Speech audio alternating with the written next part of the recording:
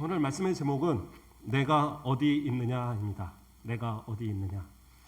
하나님께서는 사람을 창조하시고 에덴을 창설하셔서 그 가운데 살게 하셨습니다. 그러니까 모든 만물들을 다 창조하시는데 제일 마지막으로 사람을 만드셨어요.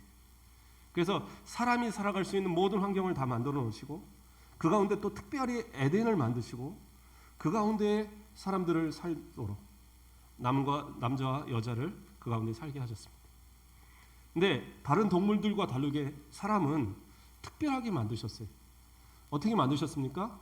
하나님의 형상을 따라서 하나님의 형상과 모양대로 사람을 만드셨어요. 근데 우리가 이제 가끔 오해하기 쉬운 것이 하나님의 형상을 따라서 만들었다고 하니까 우리가 이 하나님의 손, 하나님의 얼굴, 하나님의 다리 뭐 이런 걸 다 하나님의 코, 눈 이런 걸 닮았나 보다 이렇게 생각할 수가 있어요. 그러나 하나님은 영이시기 때문에 어떠한 모습으로도 하나님을 표현할 수 있는 것은 없어요. 우리가 하나님의 형상을 닮았다라고 하는 것은 하나님의 얼굴, 하나님의 코, 하나님의 입 이런 것을 닮았다는 게 아니에요. 성경에 하나님의 손도 나오고 하나님의 얼굴도 나오고 하나님의 눈도 나오고 다 나오던데요. 그건 하나님께서 우리가 이해할 수 있는 방법으로 우리는 이해할 수 있는 딱 그 범위 안에서만 이해를 하잖아요. 범위가 벗어나면 우린 잘 못 이해를 해요. 달나라에 토끼가 없다는 사실을 불과 얼마 전에 아는 거예요. 달나라를 갔다 온 사람들이 있으니까. 그렇죠? 또 만원경 이런 게 발달을 해서 달나라를 지켜볼 수 있으니까. 그러나 불과 한 100년 전만 해도 달나라에는 토끼가 있다라고 믿었던 그게 이제 우리나라 사람들이었죠. 그런 것처럼 우리는 잘 몰라요. 그렇죠? 그런데 우리가 아는 그 범위 안에서 생각을 하려고 하니까 이해를 못하는 거예요. 그러니까 하나님께서 우리를 이해하실 수 있는 방법으로 하나님의 얼굴, 하나님의 손, 하나님의 눈 이런 식으로 다 표현을 해주신 거예요. 그렇다고 해서 우리가 영이신 하나님을 닮아서 손이고 발이고 그런 의미가 아니에요. 그럼 무엇을 닮았다고 봐야 되냐? 하나님의 속성, 하나님의 성품, 지정의의 하나님의 모든 성품들을 닮은 거예요. 그래서 우리가 닮은 성품들을 신학적으로는 공유적 속성이다라고 얘기를 해요. 이거는 짐승들에게 있는 건 아니에요. 식물들에게 있는 건 아닙니다. 사람에게만 있어서, 그렇죠? 하나님의 주신 지혜로 생각하고 하나님의 주신 성품을 가지고 도덕적인 삶을 살아갑니다. 그렇죠? 또 하나님께서 우리와 특별한 관계를 맺으셔서 다른 짐승들이 원숭이가 아무리 똑똑하다고 그래서 우리 모여서 하나님 앞에 예배드리자 이런 원숭이 없잖아요. 돌고래가 아무리 똑똑하다고 그래서 돌고래가 모여갖고 우리 하나님을 찬양하자 하고 우리 오늘 우리 집사님 박영근 집사님 이렇게 하신 것처럼 깍 하면서 이렇게 찬양하는 거 그런 거 없어요. 가끔 보면은 이제 집안에 키운 강아지들이 찬송만 하면 꽉꽉 멍멍 한다고 찬송한다고 그러는데 그런 거 아니에요. 시끄러우니까 하는 거고 아니면 주인이 좋아하니까 하는 거예요. 간식 하나 주는 거. 그러니까 그런 것이 결코 어떤 종교심이나 어떤 것이 있어서 하는 게 아니에요. 사람만이 특별하게 하나님께서 하나님의 형상을 따라 만드셨고 하나님과 교류하게 하셨고 하나님을 알게 하는 그러한 모습으로 만드셨다는 사실이에요. 그리고 그들을 특별하게 하나님의 형상을 따라서 만든 그들을 에덴에서 살게 하셨습니다. 남자를 먼저 만들고 여자는 남자의 갈비뼈로 만들었으니까 여자는 아닌가? 하나님의 형상 아닌가요? 아니에요. 성경은 분명하게 남자와 여자를 다 하나님의 형상대로 만들었다라고 1장에 나와요. 그러니까 2장에서는 이 만들어진 순서가 나올 뿐이지 1장에서 이미 제6째 날에 사람을 만들 때 남자와 여자를 다 하나님의 형상을 따라 만들었다고 성경은 기록하고 있어요. 자, 그러면 우리에게는 또 특별한 것이 있습니다. 어떤 다른 동물들과 또 구별되는 어떤 부분은 무엇이냐면 자유의지라는 것. 그러니까 스스로 뭔가를 판단해서 결정할 수 있는 그러한 부분들이 있어요. 특별히 자유의지라고 말할 때는 어떤 것을 얘기하냐면 선과 악을 택할 수 있는 능력이에요. 어떤 분들은 얘기해요. 왜 사람을 만들 때에 아주 착한 모습으로만 만들지 왜 악을 행하는 모습으로 만드셨습니까? 아니에요. 그런 것이 아니라 하나님은 로봇을 만들고자 하신 것이 아니에요. 로봇은 그냥 프로그램을 넣어놓으면 돼요. 그러면 그대로 움직이는 거예요. 요즘에는 뭐 AI가 있어갖고 뭐 시키면 시키는 대로 다 그거 알고 나중에는 뭐 자기가 학습을 해갖고 알고, 그것도 사람이 계속 주입을 하는 거예요. 나쁜 말을 주입하고 나쁜 것을 자꾸 주입하면 그 나쁜 말을 자꾸 학습해서 그렇게 나오는 거고, 선한 말을 자꾸 주입하면 선한 말을 또 배워서 또 하고, 그것이 무슨 생각을 해서 하는 것이 아니라 데이터가 그걸 만들어내는 거예요. 그래서 어떤 말이 나올 때는 어떤 말을 이렇게 대입한다, 그런 식으로. 근데 이것이 뭐가 잘못됐다 싶으면 싹 지워버리면 끝나는 거예요. 그러니까 그러한 로봇이나 무슨 어떤 이런 그 프로그램을 통해서 만든 것처럼 하나님은 사람을 만든 것이 아니라 우리 스스로가 정말 하나님을 우리의 자원하는 마음으로 섬기고 따르도록 하나님 만드셨어요. 그러나 그것이 오로지 그것만으로 로봇처럼 따라가는 것이 아니라 이것은 좀 가변적이어서 우리가 악을 택할 수도 있는 그러한 가능성을 열어놓으신 거예요. 그래서 우리가 이미 이제 공부를 다 마쳤지만 웨스트민스터 신앙고백서 그 신도계여서에 보면 제9장의 2번에 보면 사람이 그의 무죄의 상태에서는 하나님에게 선하고 기쁘시게 하는 것을 의지하고 행할 자유와 능력을 가졌다. 그러나 그가 오히려 가변적이어서 그것으로부터 타락할 수도 있었다. 그러니까 이 우리 교리서에 그것이 이미 나타나고 있어요. 뭐 제가 그냥 하는 소리가 아니라 성경에 나온 그런 구절들을 압축해서 만들어진 교리, 그 교리 안에 분명하게 명시하고 있어요. 그래서 자유의지를 가진 인간은 하나님을 찬양하고 하나님을 섬기고 하나님만 따르는 것이 가장 원칙인데, 그러나 그 자유에 따라서 악을 변질돼서 그런 타락할 수 있는 그러한 가능성을 가진 그 모습이다라는 거예요. 자, 그래서 하나님께서는 그들이 악한 모습으로 흐르지 않게 하기 위해서 어떤 방법을 쓰셨습니까? 동산 모든 것을 다 그 마음대로 주관하고 거기 있는 모든 식물들을 다 먹을 수 있고 그 열매들 다 먹을 수 있지만 동산 중앙에 있는 선악을 알게 하는 나무의 열매는 결코 먹지 말라라고 그렇게 명하셨어요. 그것을 만약에 따먹을 때는 어떻게 해요? 반드시 죽을 것이다 라고 그렇게 말씀하셨다는 사실입니다. 자, 이렇게 말씀하신 이 이유, 그것이 그냥 단순히 이것을 먹으면 너 죽어 하고 무슨 협박을 하려고 하는 것이 아니라 사람은 자유의지를 주셨기 때문에 그 스스로 하나님을 경배하고 하나님을 섬겨야 하는데 그냥 내버려 두면 방종해서 교만해져서 타락의 길로 갈까 봐 하나님이 그 기준을 정하신 거예요. 그래서 그 동산 중앙에 있는 그 나무를 보면서 어디든지 그 동산에서 그 있는 그 나무를 바라보면서 하나님의 임재, 하나님이 함께하심, 하나님의 지도하심, 하나님께서 원하시는 뜻이 무엇인가를 생각하도록, 그래서 뭐 특별하게 아주 많은 법을 지키라고 말한 것이 아니라 단 한 가지, 그거 따먹지 마라. 그 한 가지였어요. 이것은 단순히 아담과 하나님과의 계약이 아니에요. 이것은 그 여자도 함께 포함이 된 계약이고 더 나아가서는 그 모든 후손들이 함께 하나님 앞에 적용되는 겁니다. 그래서 만약에 에덴 동산에서 아담뿐만 아니라 뭐 거기서 다 그 뭐 가인과 아벨과 뭐 또 셋이나 뭐 다 태어나고 다 했어도 그 모두가 대대손손 지켜야 될 규례였던 거예요. 그런데 아담은 또 그 여자는 어떻게 합니까? 그걸 따먹습니다. 왜 따먹었을까요?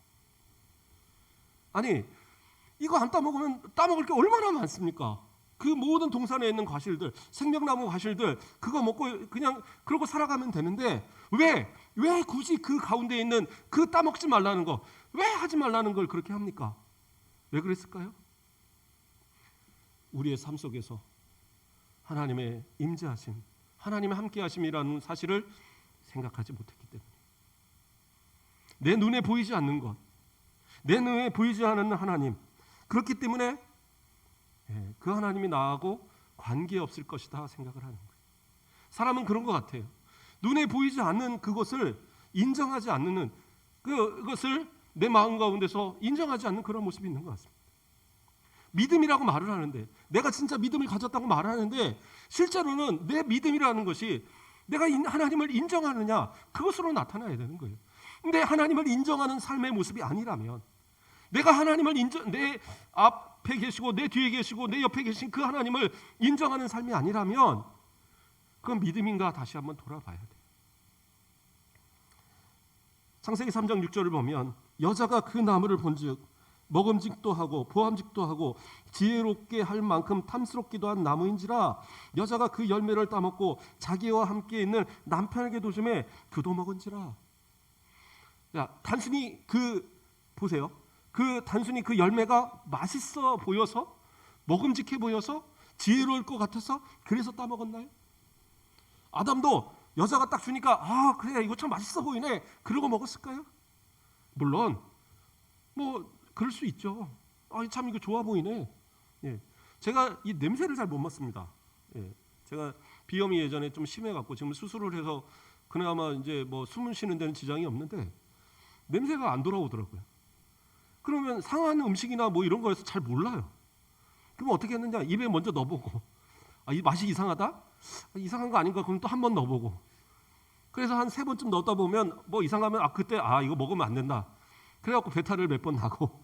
그러니까 우리 애들이 제발 이상하면은 냄새 안 나면 물어보지 절대 먹지 말라고 아주 저한테 꼭 아이를 이렇게 가르치듯이 저희 아이들이 그럽니다. 그런데 어쨌든 그런 어떤 호기심, 이게 이거 진짜 먹으면 안 되는 건가? 그냥 한 번은 정도는 먹어볼 수 있잖아요. 누가 알아요? 아무도 모르잖아요. 뱀이 유혹해서가 꼭 아니라 그냥 몰래 갔다가 아무도 모르는 데 가서 이렇게 먹어요. 근데 누가 알겠어요? 그 생각을 한 거예요. 아담과 하와는 뭐 특별하게 죄져야지, 하나님을 반역해야지, 내가 하나님처럼 돼야지, 그런 생각보다 어떻게 보면 이거 하나 따먹는다 그래서 무슨 일이 특별히 있겠어? 아무도 보지 않는데 하나님이 그걸 아시겠어? 이거 하나 내가 한다고 그래서 알겠어? 그런 마음이었던 겁니다. 옛날에 어떤 수도사가 그 중세시대 자기 제자들 셋을 불러다 놓고 병아리 한 마리씩 나눠줬답니다. 자, 아무도 모르는 데 가서 이 병아리를 목을 비틀어 갖고 와라. 죽여 갖고 와라 그런 거예요. 그러니까 한 시간이 얼마 되지도 않았는데 두 제자는 신나게 왔어요. 자, 이 병아리요. 예, 그러고 오는 거예요. 병아리 죽이는 거 간단하잖아요. 목에 딱 걸고 이렇게 한 번만 털어버리면 그냥 죽어요. 병아리 아무 힘이 없습니다. 꼭 이렇게 비틀지 않아도 그냥 놓고 털어버리면 죽어요. 예, 제가 해봤냐고요? 아니, 저는 안 해봤는데 저희 작은아버지가 옛날에 어렸을 때 이렇게 집안이 키우는 병아리들 한 마리씩 이렇게 털어갖고 넣고 해서 한 10마리를 이렇게 뉘어놨대요. 그리고 할머니한테 우리 병아리가 자요 그러면서 재웠다고. 그래갖고 할머니가 하도 기가 막히니까 이건 혼낼 수도 없고 그러고 넘어갔다는 얘기 제가 들었어요. 자, 어쨌든 그렇게 해서 2마리를 죽여서 왔는데 한 사람이 오지 않아요. 제자가 안 오는 거예요. 왜 안 오지? 1시간이 지나도 2시간이 지나도 3시간이 지나도 해가 막 지고 있는데 그런데도 안 와요. 나머지 먼저 온 제자들은 얘가 어디 갔지? 막 이러면서 막 짜증을 내고. 그런데 저기서 터벅터벅 걸어오는 거예요.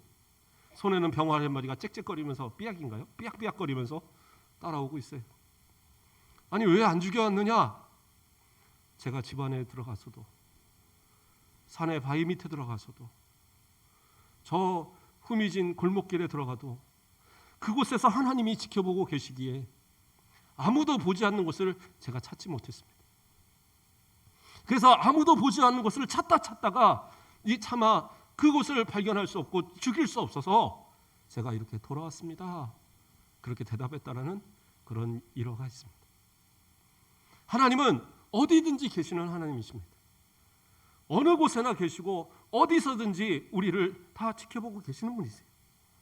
우리가 어떤 일을 하든지 우리가 어떤 작은 잘못을 하든지 어떤 무엇을 하든지 하나님은 다 보고 계신 거예요. 다 알고 계시는 거예요. 그러나 즉시 우리를 벌하지 않으시니까, 즉시 우리를 판단하지 않으시니까 그냥 지켜보신다는 그 사실 하나만으로 우리는 하나님이 모른다라고 자꾸 생각한단 말이에요. 아담과 하와도 하나님과 눈을 마주치면서 하나님이 이렇게 보고 계신다면 어떻게 그렇게 하겠어요? 너 죽는다고 분명히 얘기했는데, 그거 먹으면 죽는다고 분명히 얘기했는데 어떻게 그럴 수 있겠냐고요.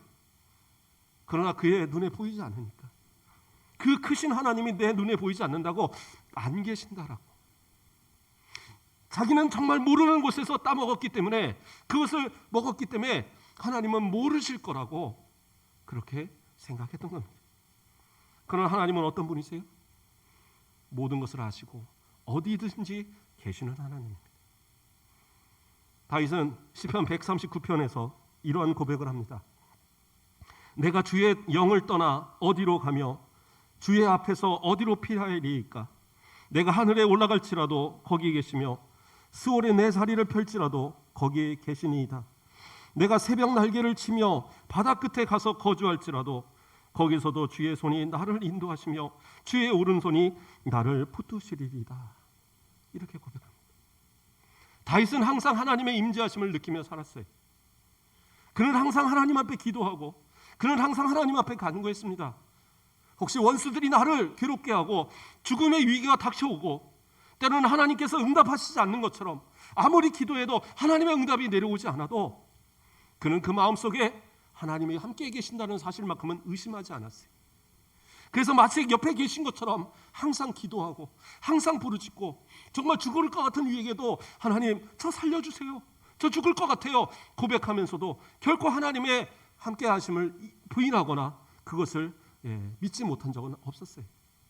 그렇기 때문에 하나님은 언제나 그의 편이 되어주시고 여러 가지 어려운 가운데서 다 회복시켜 주시고 죽음의 위기에서도 살려주시고 그를 위대한 왕으로 세워주신 그 이유가 바로 그 다윗의 믿음이었다는 사실입니다. 송명희 시인이라는 분이 있습니다. 이분은 어떠한 분이냐면 온몸을 쓸 수 없는, 정말 그 온몸을 가눌 수 없는 그러한 사람이에요. 그래서 그가 할 수 있는 것이라고는 그냥 움직이고 겨우 막 움직여서 손 조금 움직이는 거, 그거 가지고 시를 쓰는 거예요. 그게 대표적인 것은 나 가진 재물 없으나, 이게 다 알아요? 근데 그가 또 쓴 시 가운데 보면 그것을 찬양으로 만들었는데 계신 주님이라는 찬양이 있어요. 제가 오늘 헌신 예배시니까 특별히 한번 찬양을 한번 해볼, 게 뭘 멋있게라기보다 반주 좀 해주시면 좋을 것 같은데요. 제가 그냥 부르는 것보다 좀 반주 좀. 아까 우리 김기란 집사님이 왔다 갔다 하시길래 제가 불러다가 억지로 빨리 한번 쳐봐요 그래놓고 한번 불러봤어요. 그래서 우리 한희 선생님하고 맞출 시간이 없어서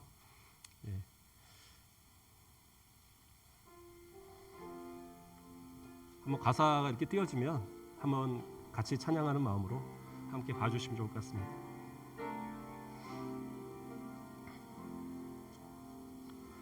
나의 앞에 계신 주님, 나의 눈동자에 수 있게 하소서. 나의 머리 위에 계신 주님, 나의 머리 들어 주 바라보게 하소서. 나의 앞에 계신 주님, 나의 눈동자에 수 있게 하소서. 나의 머리 위에 계신 주님, 나의 동자의 주 바라보게 하소서. 나의 좌우 옆에 계신 주님, 나와 동행하시는 주 알게 하소서. 나의 뒤에 계신 주님, 나를 안으시며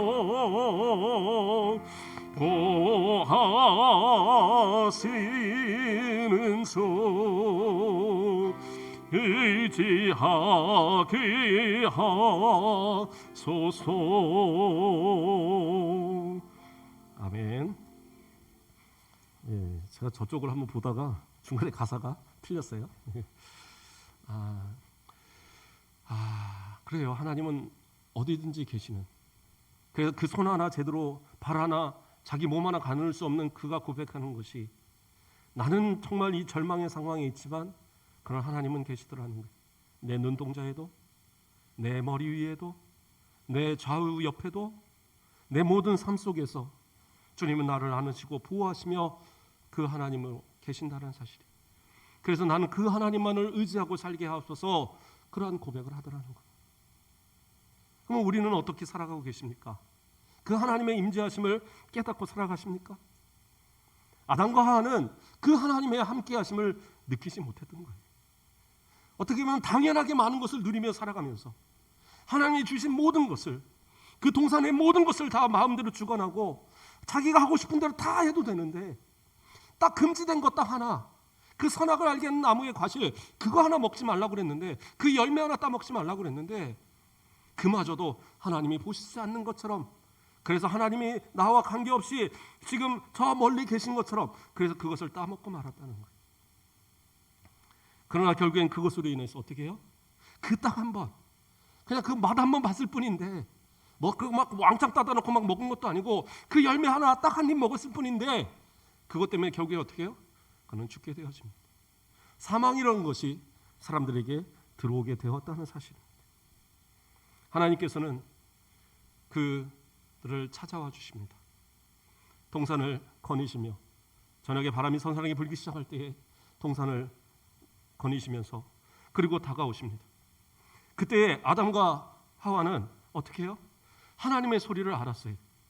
아, 지금 하나님이 오시는 소리다. 그러니까 어떻게 합니까? 나무 뒤로 가서 숨어버렸습니다. 그들이, 저는 그 구절을 보면서 이런 생각을 했어요. 아니, 그들이 어떻게 하나님의 소리를 알았을까? 하나님께서 뭐, 야, 나 간다, 나 온다 이러고 왔었을까요? 그렇지 않잖아요.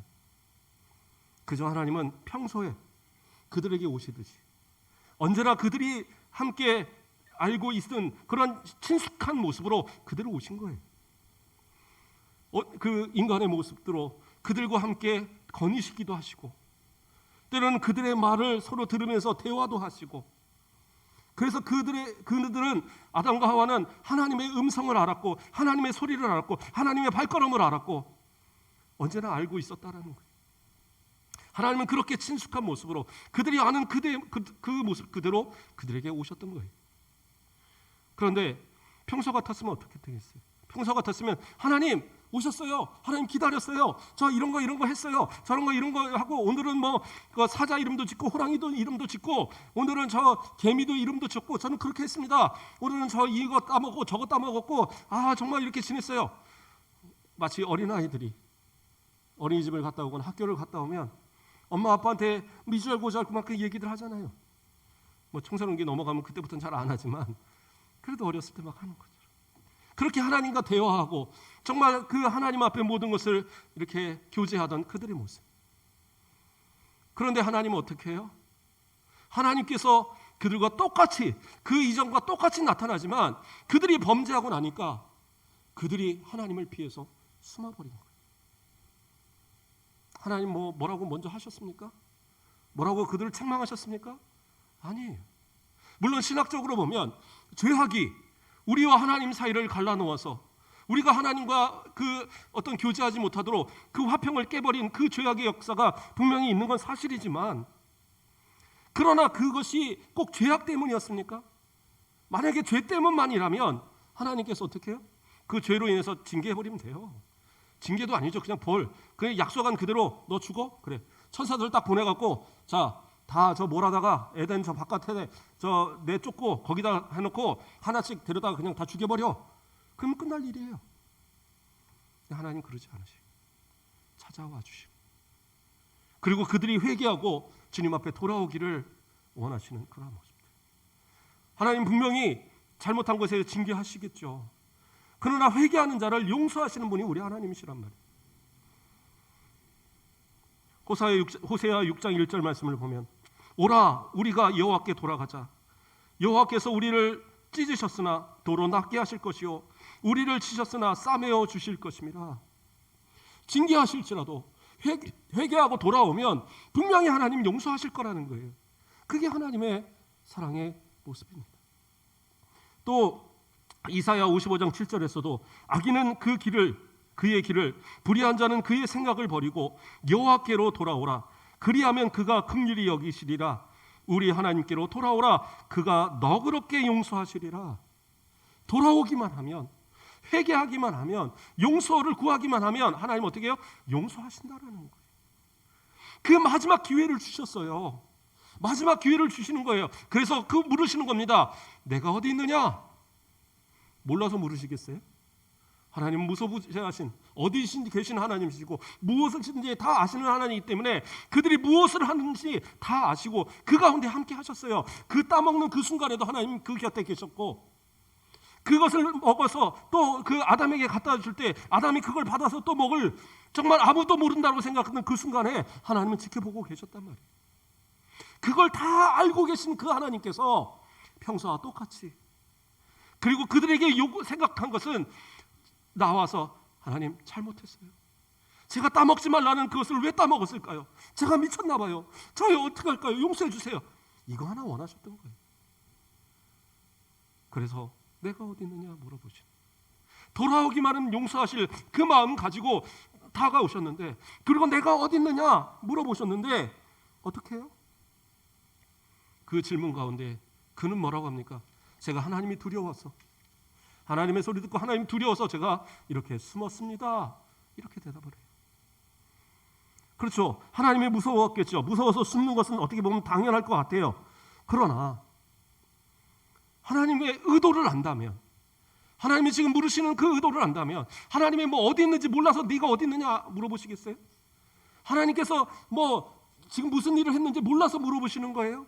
이미 다 아시지만 마지막 기회를 주시는 거, 정말 이 마지막 기회 놓치면 안 되는데 이 마지막 기회를 주시는 건데, 그것을 깨닫지 못하는 이 아담은 저는 그냥 두려워서 숨었을 뿐입니다. 어떻게 생각해보면 하나님, 째째하게 이런 거 가지고 찾아오십니까? 제가 두려워하는 거 몰라요? 무서워할 거 모릅니까? 제가 지금 이렇게 숨어있는 거 모르세요? 왜 저를 이렇게 오셔서 힘들게 합니까? 그냥 모른 척 한번 하시지, 이런 마음이었을지도 모를 것 같아요. 하나님은 정말 우리를 사랑하여 주셔서 우리와 그 화평을 깨기 싫으셔서 그래서 다가오시는 그 하나님이신데 어떻게 해요? 내가 하나님으로 인해서 나는 지금 불편합니다. 내 죄가 하나님 앞에 드러나는 것이 불편합니다. 하나님 그것으로 책망하실까 봐 두려워요. 불편합니다. 저 불편한 하나님 가까이 하기 싫습니다. 그게 지금 아담의 모습인 거예요. 또 아담을 얘기합니다. 하나님께서 그걸 왜 따먹었냐 물어보시는 거예요. 한 번 더 기회를 주시는 거예요. 그때 뭐라고 대답을 합니까? 하나님께서 주신 여자가 나에게 주어서 먹었습니다. 뭐예요? 그 핑계를 하나님께 돌리고 있어요. 여자가 줘서 먹었다라는 의미가 아니에요. 하나님이 주신 여자가 줘서 먹었어요. 뭐예요? 하나님이 그 여자를 내게 주시지 않았으면 그 여자가 나에게 주는 대로 내가 먹었겠습니까? 하나님도 책임 있는 거예요. 이렇게 따지고 있는 이 아담의 모습, 바로 하나님께서 마지막 주신 그 기회를, 내가 어디 있느냐 물으셨던 그 기회를 그냥 자기가 차버리고 있는 겁니다. 그렇죠? 하나님께서 뭐 뱀에게 뭐 너 왜 그랬냐 물으셨어요? 안 그러셨어요. 아담에게, 하와에게만 그 이유를 물으셨어요. 그러나 다 하나같이 핑계하고 다 책임을 전가하고, 나는 죄가 없는데, 나는 그럴 마음이 없었는데, 나는 정말 이런 것에 있어서 나는 이런 벌을 받을 만한 그러한 것이 아닌데, 그 자그마한 실수인데, 그런데 어떻게 해요? 그 책임을 자기가 지지 않으려 할 때 그 죄 때문에 결국엔 그들은 멸망하고, 그들은 결국엔 사망이라는 것이 주어지고, 그들은 결국 하나님과의 화평이 깨진 그런 삶을 살게 되었다는 거예요. 그게 바로 인간들의 모습이었다는 사실입니다. 하나님께서는 어떠한 분이십니까?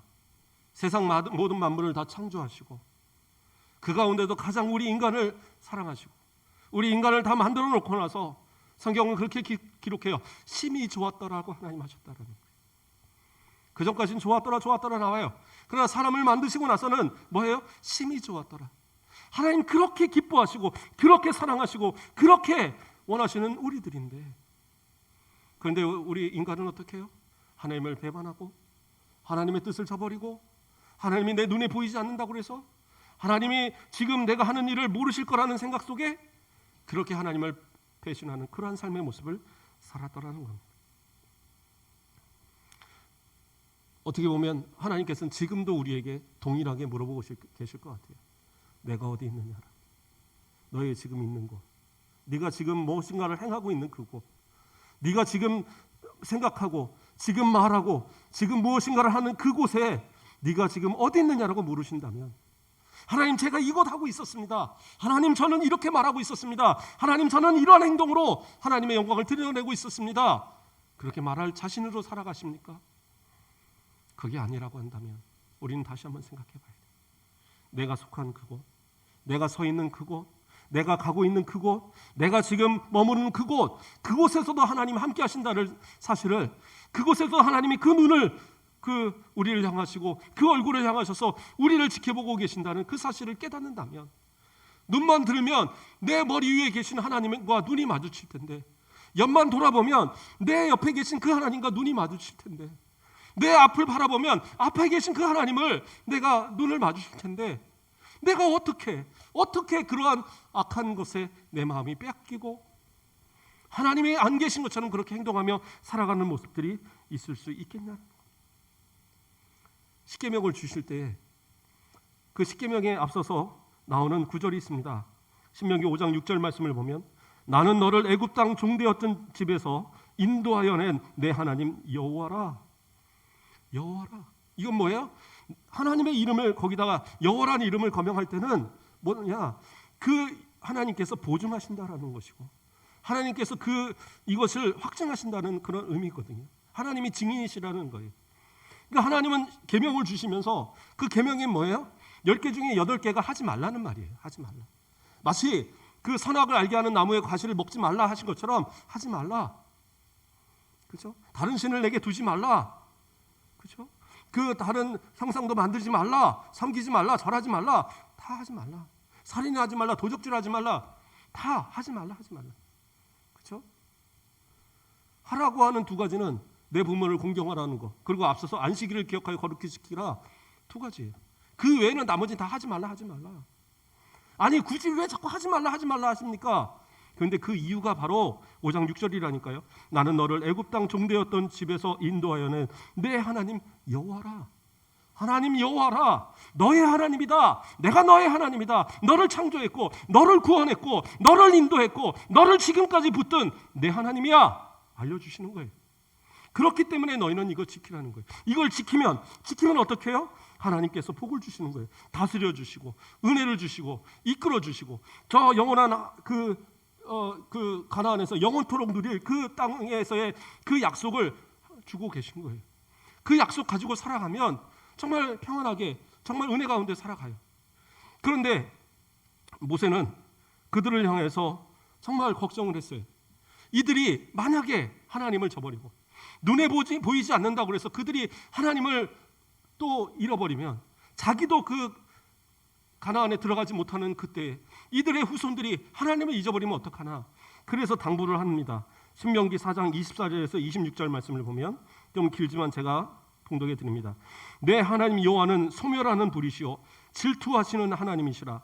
내가 그 땅에서 아들을 낳고 손자를 얻으며 오래 살 때에 만일 스스로 부패하여 무슨 형상의 우상이든지 족각하며 내 하나님 여호와 앞에 악을 행함으로 그의 노를 일으키면 내가 오늘 천지를 불러 증거를 삼노니 너희가 요단을 건너가서 얻은 땅에서 속히 망할 것이라. 너희가 거기서 너희의 날이 길지 못하고 전멸될 것이니라. 마치 아담에게 너 저거 따먹으면, 저거 따먹지 말라, 저거 따먹으면 너 정령 죽으리라 말씀하신 것처럼 똑같은 얘기를 하고 있는 거예요. 이 계명을 지키라는 거예요. 하지 말라는 거예요. 하지 말라는 거 하지 마라. 그런데 내가 할 때는 어떻게 해요? 그럴 때는 그 우상 숭배하지 말라는데 우상 숭배하면, 하나님의 계명을 잘 지키라고 했는데 지키지 않으면 그 땅에 들어가서 그 후손에 가서 그것을 어겨버리면 어떻게 해요? 소멸시켜버리겠다. 완전히 쓸어버리겠다라고 하나님께서 하신 말씀으로 모세가 경고하고 있는 거예요. 하나님은 동일합니다. 오늘날도 마찬가지입니다. 우리는 우리의 힘 가지고 예수 믿어서 구원받은 게 아니라 예수 그리스도께서 우리를 위해서 피 흘리시고 하나님께서 그 아들 독생자 예수 그리스도를 이 땅에 보내셔서 우리를 구원하시고자 하는 그 계획 가운데에 그 모든 희생을 다 예수님께서 감당하셨기 때문에 그 피로 인해서 우리가 구원받은 거예요. 길은 오직 예수님 한 분밖에 없잖아요. 이 길 아니면 다 죽음이에요. 이 길 아니면 사망입니다. 영원한 지옥에서 헤어날 길이 없어요. 그러나 유일한 길, 이 마지막 기회를 주신 겁니다. 그래서 예수님 믿고 예수님의 그 이름으로 살아가면 되는 거예요. 얼마나 간단합니까? 무슨 돈을 많이 들여서 헌금을 많이 해야 된다, 그거 아니잖아요. 무슨 봉사를 열심히 해서 뭐가 뼈가 아주 막 으스러지도록 헌신을 해라, 그런 거 아니잖아요.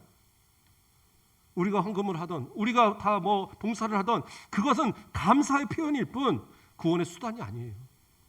구원은 오직 하나님의 은혜로, 예수 그리스도의 은혜로 우리에게 주어진 선물이잖아요. 근데 그것을 받아들이는 우리라고 한다면 우리는 어떻게 해요? 하나님의 임재하심을, 그리스도가 나와 함께 하심을, 성령이 내가 함께 하심을 항상 인정하며 살아가야 된다는 거예요. 하나님께서 내가 어디 있느냐고 물으실 때에, 예수님께서 네가 어디 있느냐고 물으실 때에, 성령께서, 내 안에 계신 성령께서 너 지금 무엇하고 있느냐고 물으실 때에 하나님, 저 주님 위해서 살고 있습니다 라고 대답할 수 있는, 주님 제가 여기 있습니다, 마치 그 친숙하게 하나님이 부르실 때에 아담이 달려가서 저 여기 있어요 라고 할 수 있는 그러한 모습처럼 우리도 그러한 모습으로 살아가야죠.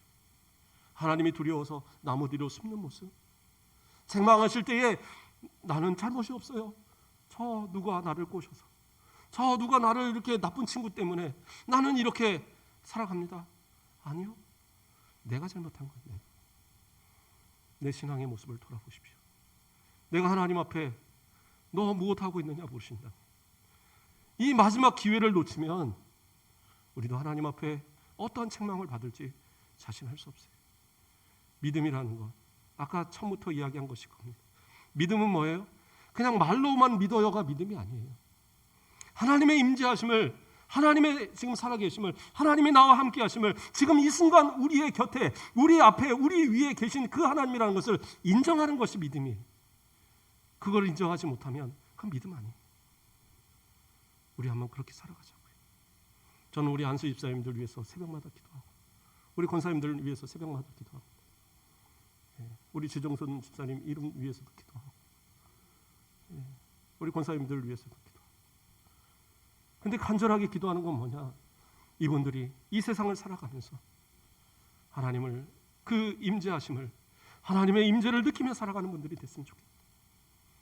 우리 앞으로 10년 뒤, 20년 뒤, 정말 앞으로의 100년을 책임져갈 이 우리 순천 가곡교를 이끌어갈 기둥과 같은 분들인데, 이분들이 정말 하나님의 임재를 느끼며 살아갔으면 좋겠다.